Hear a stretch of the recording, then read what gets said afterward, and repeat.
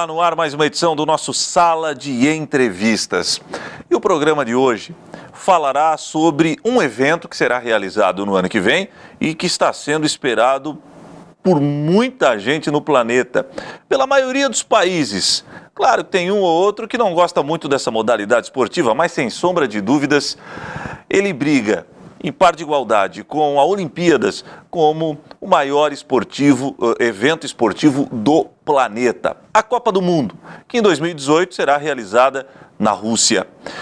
Para falar sobre este assunto, convidei um jornalista esportivo que tem vasta experiência na televisão, na internet, no rádio, no jornal e que lança mais uma de suas obras. Se não me falha a memória, é a terceira.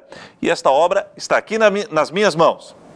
O Brasil nas Copas. O autor deste livro, desta obra, está aqui, vai falar mais sobre esse livro e também sobre o Brasil nas Copas, por que não? João Nassif Filho. João Nassif, obrigado por ter vindo aqui, Nassif. Valeu, Bebel, muito obrigado pelo convite também. É um prazer mais uma vez, estamos aqui para falar de futebol e agora especificamente de Copa do Mundo. É o maior evento esportivo do mundo? Eu acho que é maior que a Olimpíadas. Por quê? Pela abrangência, porque um jogo de futebol hoje em nível mundial, Copa do Mundo, ele é assistido no planeta todo. E a Olimpíadas não tem é um evento fantástico, agrega muito mais atletas do que a própria Copa, mas o futebol hoje, ele é, só para ter uma ideia, a FIFA hoje tem 209 filiados. Eu acho que tem mais filiados que a ONU, né? Mais que a ONU.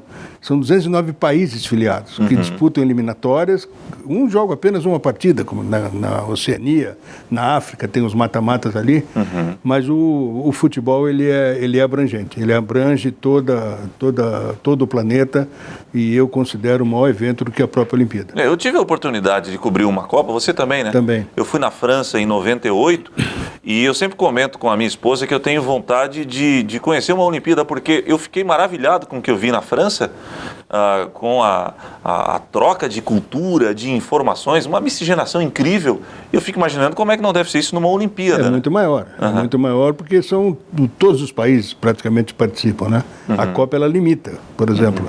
Agora, no formato atual, são 32 seleções, mas as 209 jogam durante o tempo todo, nas eliminatórias. Então, o que sobra, depois de depurado, sobra 32.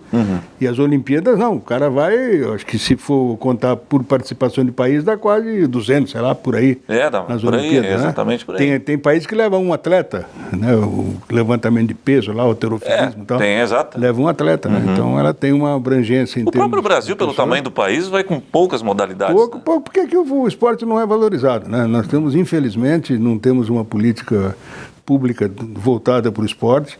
Isso é em nível nacional também, em nível local. A gente sente aqui em Criciúma também a dificuldade, em nível estadual, porque se desviou muito dos recursos destinados ao esporte. Todas as nossas confederações, acho que não sei se existe exceção, todas elas envolvidas aí em superfaturamento, em desvio de verba pública, porque o governo tem o dinheiro, o governo libera o dinheiro e o governo não fiscaliza. Tanto o Ministério como também as confederações são cabides de emprego. E as confederações ainda é pior, porque ela tem a perpetuação no poder. Tu pode trocar o comando em cima do Ministério, mas nas confederações não há mudança, dificilmente há mudança. É verdade. Então, tu pega o presidente de confederação aí com 20, 30, 40 anos no poder. Então, e como o dinheiro é muito, o dinheiro rola muito alto, então há o desvio, que não é feito, que não é investido onde ele teria que investir, que é na base, no esporte, na criança, para poder fazer um país olímpico, que o Brasil teria todas as condições de ser. Claro, com certeza. Inclusive agora, com as Olimpíadas que passaram aqui em 16, a expectativa de que pudessem deixar um legado, não só físico, mas também nos atletas, não aconteceu. Quer dizer, o que nós temos hoje de investimento? Praticamente nada. Eu entrevistei a Ana Cláudia Lemos e o Vanderlei Cordeiro de Lima, e os dois praticamente falaram o que você disse. A decepção é geral entre os atletas. Né? E tu vê, são atletas de ponta. E esses tiveram o privilégio de correr a Olimpíada. O Vanderlei só não ganhou o ouro lá em Atenas por força do cara aquele que agarrou ele no meio do caminho, né? A Ana Cláudia, que é um talento daqui, também tem uma condição. O Edson Luciano, que hoje mora aqui, que foi medalhista olímpico lá para trás. Então existem os talentos muito mais por capacidade, pelo esforço individual e pelo talento, do que propriamente por uma política de investimento para dar crescimento ao atleta para poder chegar no patamar ideal que seria uma Olimpíada e, consequentemente, conseguir a vitória. E a gente tem exemplos, né? Eu lembro que alguns anos atrás, o próprio Gustavo Kuerten e o Fernando Meligeni fizeram aquele levante contra a Federação de Tênis, inclusive depois daquela briga, o Brasil praticamente inexistiu na Copa Davis, né? Tivemos problemas com a Confederação de Basquete, em virtude disso nasceu o Novo Basquete Brasil, e tantas outras situações, e o Nussmann foi a cereja no bolo, né? Foi a cereja. E voltando para a minha seara aqui, o futebol, né? O nosso presidente da CBF não pode botar o nariz fora do Brasil, que vai preso. Vai preso. Né? Já tem um presidente preso lá, outro que é procurado também, que não pode sair, que é o Ricardo Teixeira. O Marinho está sendo julgado e deve pegar uma cana, e o Marco Polo Donelli fica aqui dizendo que não vai para a Copa do Mundo da Rússia porque se perder ele não quer ser chamado de pé frio. Agora tu vê. É porque ele tem problema com a justiça, vai ser preso pela Interpol. Imagina, se ele sair do país, ele está preso, né? Mas a Copa do Mundo está chegando, Nassif. Daqui a pouquinho a gente fala do teu livro. Tu acha que o Brasil ele já superou aquele trauma de 2014? Porque o Joaquim Löw, técnico da Alemanha, ele, numa entrevista, eu não me lembro se foi na TV espanhola ou numa TV alemã, ele disse que o Brasil já superou o 7-1 e é, na opinião dele, um dos favoritos para ganhar o Mundial. Porque assim, eu acho que houve... Quando terminou a Copa, ficou o trauma, ficou aquela história. Qualquer deslize era o 7-1, né? Aí veio o Dunga, que não conseguiu colocar nada, não fazer nada para tentar mudar o quadro. Até que veio o Tite. Então, com a chegada do Tite, houve um desvio um pouco de foco em cima da tragédia do Mineirão em 71. Houve um desvio de foco, no 71 não, no 7-1. No 7-1.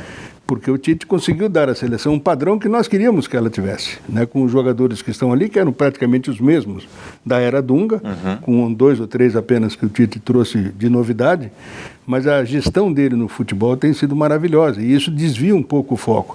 Mas o que ficou, Bebel, daquela tragédia, e eu considero que é uma tragédia, e eu não vou esquecer, mas serviu para uma coisa, para resgatar 1950. O Maracanaço? O Maracanaço. Porque ali crucificaram 2 jogadores, e aí tinha muito a ver com o racismo. Você fala do Barbosa e de quem? E do Bigode, que era o lateral esquerdo que marcava o Didier, aquele que fez o gol e que deu o passe para fazer o primeiro gol. O do Didier foi o gol da virada? Foi o gol da virada. Então, marcaram, esses 2 ficaram marcados até o fim da vida. E foi uma tremenda injustiça, porque, tu falhar, tu falha, né? E o 7-1, pelo menos, apagou aquela imagem e resgatou um pouco, resgatou quase que tudo. Eu não diria tudo porque eles estão mortos, mas resgatou aquela raiva, aquele ódio que imperou sobre os 2 jogadores. Eu vi uma frase do Barbosa dizendo que no Brasil não tinha essa de prisão perpétua, mas a pena que ele carregava era para a vida toda. É isso mesmo. Então, mas tinha muito a ver com o racismo, né? Porque eram negros, 2 jogadores negros. Sim. O Barbosa era do Vasco, Nassif? O Barbosa era do Vasco. E tu vê que o capitão do Uruguai era negro. Foi o cara que comandou a virada, que comandou o Uruguai, que era o Obdúlio Varela. Então, lá não tinha isso, mas aqui tem. Aqui teve e continua tendo, a gente sabe disso, né? Mas foi bom, o 7-1 foi bom para isso, para esquecer o Maracanaço e ficar com a imagem, com a memória do 7-1, que foi realmente um desastre completo. Eu vi uma capa de jornal, logo após o famigerado dia do 7-1, que, cara, me arrepiou, eu guardei, me fugiu o nome do jornal, mas eu guardei, está nos meus arquivos, no meu computador, dizendo o seguinte, a capa do jornal com o pôster, aquela foto clássica dos jogadores agachados da seleção de 50, dizendo o seguinte, pedimos perdão à seleção de 50, aos vice-campeões mundiais de 50, porque até hoje eles foram taxados como os protagonistas do maior vexame do futebol brasileiro. É isso mesmo. Um negócio incrível, fantástico. Felizmente limparam o trecho dele lá, né? E esses aí ficaram, né? Ficaram porque hoje a mídia também é muito volúvel, né? Ela vai nós vamos de acordo com o barco, né? O barco está remando para lá, todo mundo vai para cá. Se puxa uma remada ao contrário, tu já está meio que escanteado no esquema, né? Porque ficou muito comercial, né, Bebel? A gente percebe isso, inclusive, em todos os níveis. É muito comercial. Tu tem que... Porque, por exemplo, eu não sei se nós podemos falar aqui do Criciúma rapidamente. Pode. O Criciúma hoje tem um dono. E tem um dono. E ninguém vai botar dinheiro no negócio dos outros. Então não adianta vir ficar pedindo, tem que ajudar. Ninguém vai ajudar. Para o pessoal do restante do Brasil que acompanha o Sala, o Nassif se refere ao Criciúma, todo mundo conhece, um clube famoso no país, que hoje tem uma gestão que é uma empresa que administra o clube. Exatamente. Então, por exemplo, se o produto for bom, tu vai lá e consome o produto. Faz um time bom, vai dar público, vai dar renda. Agora, tu não faz time bom e fica pedindo dinheiro para ajudar, porque tem que ajudar, porque estou tendo prejuízo, o problema é de cada um, né? Ele tem o ônus e o bônus, né? Exatamente. Nassif, você estava falando da Copa do Mundo, da tragédia do 7-1. Foi o maior vexame do Brasil em Copa, porque eu lembro da Copa de 90, que o Brasil foi muito criticado, o time do Lazzaroni. Eu lembro também não vi a Copa, mas acompanhei, lendo reportagens da seleção de 74, havia uma expectativa muito grande, né? O Brasil vinha do tricampeonato. Qual foi a pior participação brasileira? Olha, 74, o Brasil vinha naquela soberba do tricampeonato, técnico Zagallo. E a Holanda vinha fazendo um futebol diferente, que começou a mudar um pouco a história do futebol mundial. O carrossel? O carrossel. E o Zagallo foi questionado, vai jogar contra a Holanda? Não, Holanda é tipo do América, no Rio e tal, entendeu? Meio que menosprezando, achando que, por ser tricampeão, chegaria com facilidade e deu no que deu. Levou um taco. Levou um taco e caiu fora da Copa. 78, o Cláudio Coutinho chegou invicto ao final, teve aquela maracutaia Argentina e Peru, que aí desequilibrou a balança. Né? Isso em 78. Foi uma Copa política? Dizem que o governo militar da Argentina precisava daquele título. Isso ficou provado depois que subornaram o Peru, né? Para tomar 6, podia fazer 4 que já dava, mas fizeram 6 para não deixar nenhuma dúvida, né? E depois de 82, eu acho que essa foi a grande... Essa foi a grande injustiça do futebol. Foi aquela seleção. Porque teve 2 seleções que me empolgaram ao longo da história das que eu vi jogar. 58 eu era pequeno ainda, não vi, tenho lembrança pelo que se ouvia, os filmes que tem, mas eu acompanhei bem a de 70 e de 82. Então foram 2 seleções as melhores da história do futebol brasileiro. 70 foi campeão, confirmou, chancelou e deu. 82 era para fazer igual, mas aí teve o demônio do Sarriá, aquele que demoliu, né? Que é um jogo... O Rossi, né? Fazendo 3 gols. É o tipo do jogo, cara, que não existe. É igual o 7-1. Né? Na proporção é o 7-1. Porque o 7-1 é um placar que é mentiroso. Não tem jeito de uma seleção brasileira perder para uma outra seleção dentro de casa de 7-1. O primeiro tempo foi 5. Porque tiraram o pé. Porque se eles vão para cima, Deus o livre, né? Só não falaram para aquele tal de Schulli que entrou depois no segundo tempo, que era para segurar. Ele fez 2, virou 7. Mas não existe aquele jogo. Foi como aconteceu o Brasil e Itália. Não existe aquilo. A Itália teve 3 situações em 3 erros da seleção brasileira e fez os 3 gols. O Brasil fez 2, o goleiro da Itália pegou tudo. Mas foram as 2 seleções que mais empolgaram. Eu acho que a grande perda do futebol brasileiro foi em 82, com aquela seleção. E aí a Copa ficou sem graça. Porque saiu a França também, que fazia um futebol de um nível igual ao do Brasil. Comandada pelo Platini já, né? Platini jogando, né? Que era Platini, Tigana, Giresse, Rocheteau, era uma seleção louca, né? Porque na Espanha, a gente percebia, o próprio espanhol que teve a sua seleção eliminada um dia antes do jogo do Brasil, não chorou tanto a eliminação da Espanha quanto chorou a do Brasil e depois a da França na semifinal. Que incrível Porque isso. todos esperavam uma final Brasil e França, que aí seria a consagração do futebol, né? E aí deu 2 brucutu lá, Itália e Alemanha, e o futebol perdeu muito da sua E a Itália ganhou o tri naquele... Ganhou o tri. Legal. Ô, Nassif, daqui a pouquinho, depois do intervalo comercial, a gente vai falar desse livro, e aí eu quero que você conte um pouquinho mais dessa história, o Brasil nas Copas. É o 3º livro, né, Nassif? Terceiro livro do jornalista esportivo João Nassif Filho, que hoje está aqui no nosso Sala de Entrevistas. Voltaremos já já.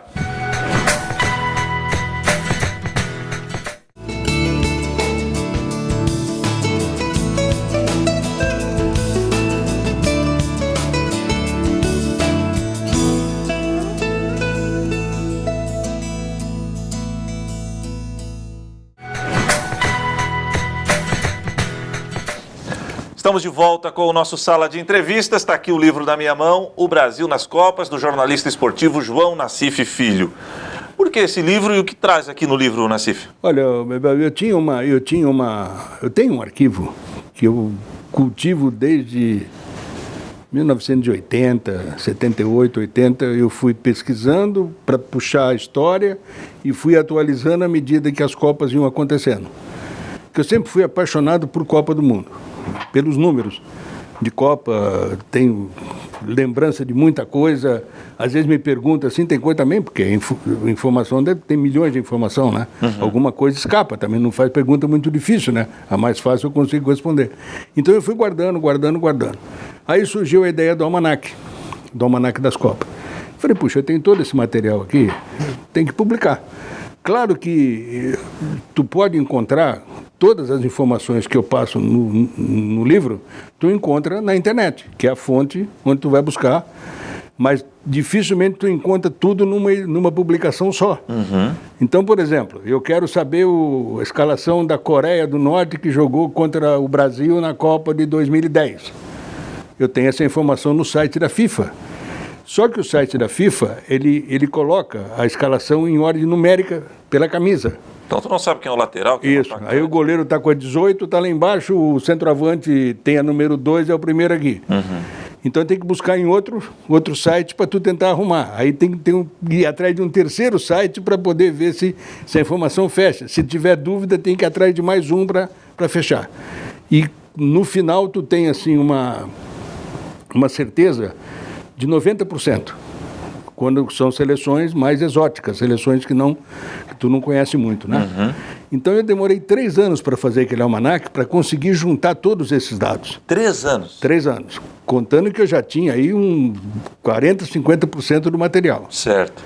Quando terminou a Copa de 2010, que o almanaque saiu em 2013, aí foram os 3 anos até 2013, veio a Copa do Brasil, que não está no almanaque, no grande aquele. Vai até a África do Sul. Até a África do Sul. Aí, com a Copa do Brasil, eu fui atualizando os jogos, escalação e tal. Aí, estava aqui no Brasil, é mais fácil de tu fazer a compilação.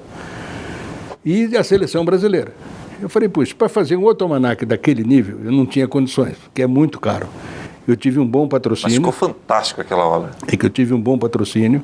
O patrocínio conseguiu me ajudar e ajudou muito. Eu consegui pagar o que custou aquele. Só de foto foi R$28 mil, só de foto. Uau! Mas a gráfica, pela qualidade.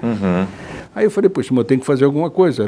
Passou o fio do bigode em 2015, né? Esse eu também tenho. Eu tenho que fazer alguma coisa em 2017. Aí eu falei, pô, seleção brasileira, eu já tenho quase tudo. 85%, 90% já tinha na mão. Era só juntar. E fazer o resumo. Tem aí, como é o resumo? Contra quem o Brasil jogou ao longo das Copas? Contra quem o Brasil, quantos gols ele fez? Tem todos os dados aí. Eu falei, poxa, mas aí vai ficar um livro muito pequeno. Então o que eu vou fazer? Vou fazer as eliminatórias. Pegou as eliminatórias também? E as eliminatórias, que é o que deu mais consistência ao livro. Então eu peguei desde o primeiro ano das eliminatórias, que foi 54 que o Brasil jogou, 54 a primeira vez. Até lá não tinha eliminatórias? O Brasil não disputava porque em 50 ele foi a sede e não precisou. Certo. E lá no início, 30, 34, 38, havia desistência, porque nem todas as federações filiadas à FIFA disputavam. Certo. Então o Brasil sorteava a chave ali, Brasil e Bolívia, em 38. A Bolívia não quer, então vai o Brasil. E de lá para cá, então, eu comecei a puxar as eliminatórias. Entendi. E fui esse ano, comecei praticamente esse ano a formatar o livro, agora no início do ano. 2017. Isso. Até o último jogo, que foi dia 10 de outubro, que foi contra o Chile, foi o último das eliminatórias. 2-0. 3-0. A3 no Palestra, né? Isso. Aí foi só atualizar e botar na gráfica. O Fernando Maranhão, que fez o projeto gráfico, né? Já estava com ele quase todo pronto. Então acabou sendo bem mais simples, mais fácil do que o outro, né? Então isso aqui, na verdade, é um verdadeiro arquivo, principalmente para quem gosta do esporte e até mesmo jornalistas esportivos. Claro, claro, é uma fonte de pesquisa. É uma fonte de pesquisa para discussão em bar até. Já teve gente aí que estava, por que aconteceu aqui? Estão dizendo que o gol que foi marcado em 54 na eliminatória foi de fulano. Falei, não foi de ciclano, entendeu? Tem alguma situação como essa aí que acontece também quase toda hora. E como é que faz para comprar o livro? Olha, por enquanto, eu tenho até, o Fernando aqui vai me dar um apoio. Produtor da TV. Isso, nós vamos colocar na internet, eu tenho uma fanpage, tenho um perfil também no Facebook. O pessoal está botando embaixo aí, João Nassif Filho, para você seguir. E aqui em Criciúma, amanhã entra na livraria, na Fátima, e estou fazendo alguns contatos com livrarias de fora para tentar colocar o livro, fazer ele esparramar aí pelo país. Né? Bom, e se o cara lá no Mato Grosso está assistindo a gente, tu dá um jeito de despachar o livro para ele? Vai, isso vai. Vai, depois que eu ficar... Se bobear até com dedicatória, né? Ah, sim, vai com autógrafo. O livro ele vai custar, ele custa R$30. É o preço do livro. Eu até brinco, às vezes, o livro é de graça, o autógrafo custa 30, né? Trintote do autógrafo do Nassif. Leva 30 com o autógrafo e a coisa vai... Ô, Nassif, como é que tu tira esse capricho para se atentar aos detalhes? Porque hoje eu vejo um jornalismo esportivo muito mais voltado para o entretenimento do que para a informação. Não é nenhuma crítica, mas a gente vê muito mais, até os grandes canais esportivos, você vê no Facebook, aquele negócio que se fala muito da zoeira hoje e tal, e deixou aquele negócio do jornalista ir cobrir o treino, falar sobre esquema tático, e você é muito apegado a esse tipo de coisa. Eu me dei uma missão, que é o seguinte, resgatar a história. Isso aí eu tenho comigo. Não adianta a minha mulher de repente fala, pô, tu fica meio doido aí fazendo 3 horas da manhã. O outro almanaque era 2 horas da manhã, eu estava acordado fazendo, dormia, daqui a pouco acordava às 5, continuava. E tinha assim, durante os 3 anos, tinha uma semana que eu não podia nem olhar para o computador, cara. Não dá, a cabeça já não aguenta mais, deixa eu tomar um fôlego para voltar depois. Mas eu me dei essa missão de fazer pesquisa e divulgar a pesquisa que eu faço. Como eu disse, tudo que está aí, a pessoa encontra em qualquer lugar. Agora, junto, é difícil de encontrar.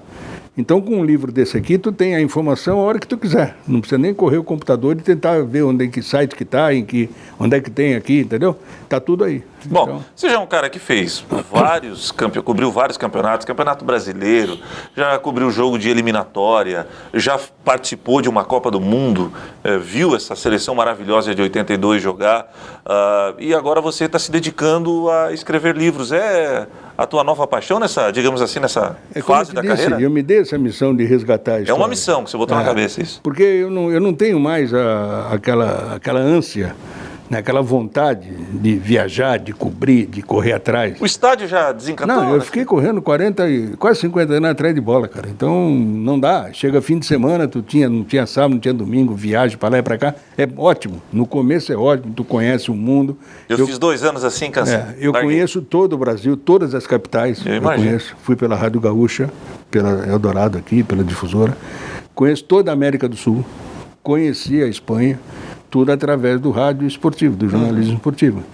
Mas chega uma hora que não dá mais, cara. E até nós saímos muitas viagens aí, eu até brincava, né? Pô, ia lá para Recife fazer um jogo Inter de não sei quem.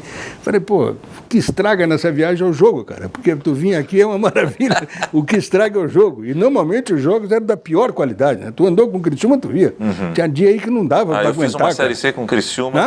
Imagina uma Série C, cara. Lembra uma vez nós nos encontramos em Marília, um calor que dói, um 0-0 do Meu Deus. Aí o cara, bem feito que mandou não estudar, né? Então, te vira com essa história toda aí. Nada contra o pessoal de Marília, mas era uma Série C horrível, né? Não dá. Horrível. Em compensação, teve, por exemplo, a Série B em 2012, que te dava vontade de sair, de viajar, de acompanhar, porque era um time que tu via com potencial para chegar, né? Aí empolga todo mundo. Claro, na maioria das vezes aqui, os times que formaram aqui, que nós tínhamos que correr atrás, Deus o livre, não. É verdade. Agora, Nassif, você estava falando aí dessas histórias, eu vou fazer, não estava no script, a gente marcou a entrevista para falar do Brasil nas Copas, mas o pessoal que gosta desse tipo de aventura, de contos, do cenário esportivo, jornalismo esportivo, procura o livro do Nassif, ou você que está vendo aí a fanpage do Nassif aqui embaixo, entra em contato com o Nassif, compra esse livro aqui e já vê com o Nassif, vê se ele tem um exemplar do Fio do Bigode, que é um livro que o Nassif também escreveu, que conta situações que o Nassif vivenciou nesse tempo todo de carreira. Isso mesmo, né? E aí eu até vou fazer um seguinte aqui, ó. Quem comprar o almanaque já leva de brinde o Fio do Bigode. O almanaque ou o Brasil nas Copas? O Brasil nas Copas.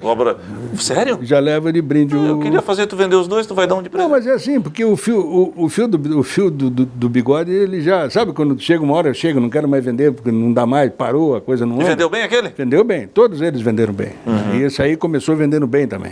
Então sobraram alguns exemplares do Fio do Bigode. Então manda ir para cá, quer comprar esse aqui, já leva o outro muito junto. Vale a pena mesmo. Para quem gosta de arquivo, para quem gosta de estudar o futebol, esse livro aqui, primeira vez que eu estou pegando, estou dando uma olhada, ficou show de bola, sem falar que o João Nassif, jornalista esportivo, conhecidíssimo em todo o Brasil, é, sem sombra de dúvidas, uma obra que vale a pena. Está aqui, o endereço está aí embaixo, você pode acessar a fanpage do João Nassif. O pessoal de Criciúma, onde a gente está gravando o programa, fica muito mais fácil, sabe onde encontrar o Nassif. Para você de fora de Criciúma, de outras regiões do país, só acessar a fanpage, manda uma mensagem ali no inbox do Nassif, o endereço, tal, o Nassif vai passar a conta bancária e você já compra, já vai ganhar o fio do bigode e vai adquirir essa obra literária que é, sem sombra de dúvidas, fantástica. Favoritos da Copa da Rússia? Brasil, Alemanha. Já? Brasil na cabeça? Eu tenho que colocar, né? Eu vou torcer, né? Então eu vou colocar na torcida Brasil, Alemanha. A Argentina vem forte? A Argentina é uma dúvida. Ela pode, de repente, dar uma volta, porque ela fez uma eliminatória que quase caiu fora, né? Mas na Copa, aqui no Brasil, ninguém acreditava na Argentina e também. Foi lá e só não ganhou porque aquele tal do Higuaín perdeu um gol que ninguém perde, né? Então, é ruim o Higuaín? Não, mas o cara é artilheiro na Europa, lá na Itália, artilheiro do Napoli. Eu não gosto muito dele, não. Mas faz gol, né? E não fez aqui onde tinha que fazer, para a Argentina já tinha que fazer. Acho que a Argentina não vai chegar. Mas fica Brasil, Alemanha, França e olho na Bélgica. A França diz que está com uma seleção também muito boa, né? E a Bélgica, ela tem hoje talvez alguns dos maiores talentos do futebol mundial. Mundial. Pode ter surpresa? Ela não tem camisa, Bélgica. Ela não tem história, né? Tradição. A Bélgica chega nas condições da Espanha na Copa de 2010, uma seleção que nunca ganhou nada e tal. Mas a Espanha já era campeã da Euro, né? Da Euro, quando ganhou, né? Ela já tinha Euro quando chegou em 2010. Mas eu acho que a Bélgica pode ser surpresa. Pode. Não sei se para ganhar o título, mas vai incomodar. E dessa turma da América do Sul? Não tem ninguém. Só nós. E a Argentina? E a Argentina, possivelmente. Na Colômbia, que fez uma boa Copa aqui no Brasil, não pode? A Colômbia também classificou também meio na corrida aí, né? Uhum. Peru está sem o Guerreiro, vai jogar sem o Guerreiro. Que situação essa do Guerreiro, né, cara? Não tem como reverter, será? Olha, eu estava ouvindo alguns especialistas aí na área do doping, é difícil reverter, cara, porque era para tomar 4 anos. Tomou 1. Mas teve algumas atenuantes que foram tirando 50% da pena, e chegou em 1. Dificilmente vai chegar em 6 meses, né? Acho que está fora. E o resto não tem jeito, né? Não tem como, né? Tá bom. Itália foi a maior decepção? Foi. Não pelo futebol que está jogando, que é um horror, né? Mas pela tradição. Porque uma Copa sem a Itália, ela chato, fica meio sem graça, né? Tu vê mais que a Holanda? Mais que a Holanda. A Holanda ficou fora também, mas a Itália é tetracampeã. A Holanda é bivice. Bivice, né? Aliás, as maiores injustiças aconteceram com a Holanda, né? Perdeu o carrossel e depois perdeu um outro... Para a Argentina. Não, foi para... Para a Espanha também. Espanha, 2010. Trivice, passou aqui, trivice. Pois Holanda, pois que coisa. Mas eu acho que a perda maior em termos de Copa é a Itália, né? Tá bom. Nassif, tá aí, o pessoal, fica a dica. Brasil nas Copas, obra do João Nassif, meu amigo que hoje veio aqui no Sala. Obrigado por ter vindo aqui, cara. E obrigado pelo convite também e vamos torcer para que dê certo, né? Vai dar. Essa movimentação toda aí que vocês estão me ajudando e que o programa continue com sucesso. Tá bom. Aí, ó, o Facebook do Nassif está aqui embaixo, acessa lá, compra que vale a pena. Sala de Entrevistas volta na semana que vem com um novo tema e um novo convidado. Até lá, tchau.